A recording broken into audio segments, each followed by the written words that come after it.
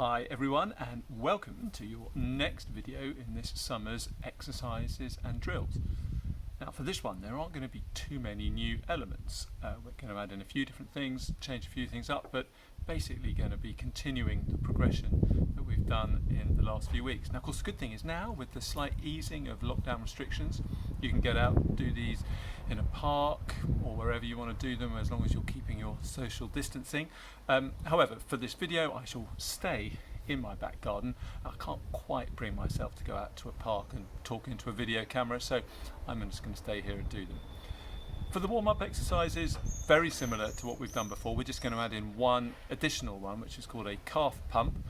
And with these you're basically walking along and you're pushing up onto your tiptoe as you do that, stretching out the calf and feeling that forward momentum as you do it.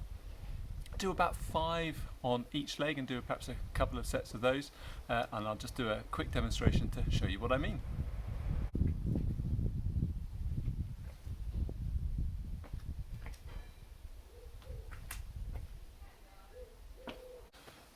So for the mobilisation exercises, we're going to keep these the same as we have done from last week. So if you need to remind yourself, check back to the GVH webpage to look back at the video from then. Just one thing to say though, with the lunges, if you want to do these as a separate strengthening exercise and you're finding that you're doing them really well as you are now, either walking lunges or static ones, you can always add a little bit of weight. You can hold on to a dumbbell, a kettlebell, whatever you might have to hand, and even a heavy book or something, just to add a little bit more weight to those. But otherwise, stick with these. They're great exercises for mobilising the muscles and getting yourself ready for the next set of drills. So, drills this week. Main progression is moving the walking high knees into running high knees, and we will do those exactly the same as we've done before, so that they will be starting with just the continuous and then moving on to the pausing on every 5 steps. As before, we'll start with the short skips, and then we'll move on to the one that we did static last week, which was the side to side steps, really on the balls of your feet. You remember that one? Quick ground contact time. This time though, we're going to take it and we're going to actually move it forward. Start off getting it going static and then allow yourself to move forward. It's a really nice exercise this. It's kind of working on some different muscles, but also really getting that kind of springiness that is such a great asset to your running.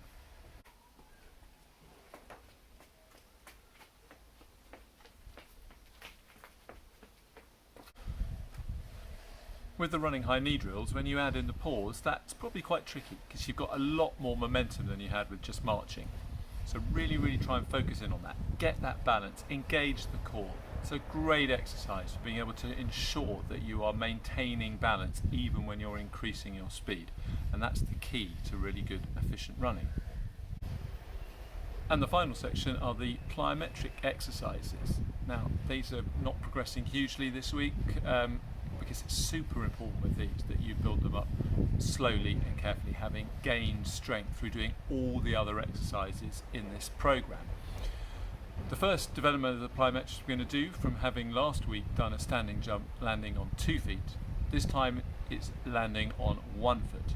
But as before, it is that stability of landing that is the most important thing to get right. So don't start off trying to jump too far.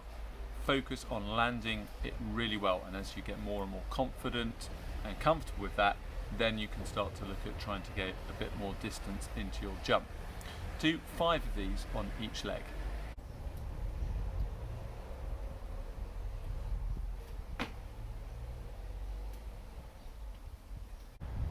After those jumps, it's on to everybody's favourite, hopscotch. And this time we're going to do the kind of the full hopscotch, which is taking off from 1 foot, landing on 2, but alternating your takeoff foot. So if you start on your left foot, you'd go left foot to 2 feet, right foot to 2 feet, etc, etc. I shall just demonstrate for you and hopefully not do it too badly. Not my strongest point, this one.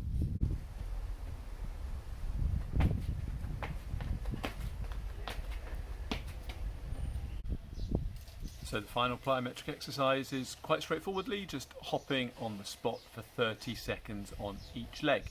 Trying to keep as quick a ground contact time as possible and trying to make sure that you don't have any directional movement when you're doing it, that it's just up and down around the same spot. This is a really great exercise for strengthening various muscles in your leg, but also for promoting that quick ground strike and being able to spring off the ground really well. So give it a go, see how it feels.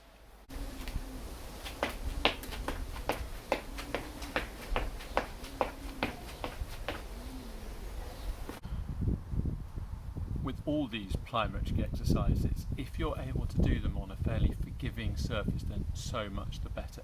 As you can see, I've only got paving slabs in my garden, but if you've got grass or you're able to get to the park, that's going to be much better for you, because they are quite explosive, and the softer the ground and more forgiving, then the better. As I said at the start of this section though, it is crucial that you have done the other exercises in the whole of this series of exercises and this program to get yourself ready for doing these plyometrics. And if at any point doing them you find there's any discomfort or any pain, please stop and don't carry on with them. They are super beneficial, and if you've progressed it well through the weeks, and particularly as we get later on into the summer, you really will notice how they can improve your running and add an extra dimension to what you're doing. So thanks for watching today.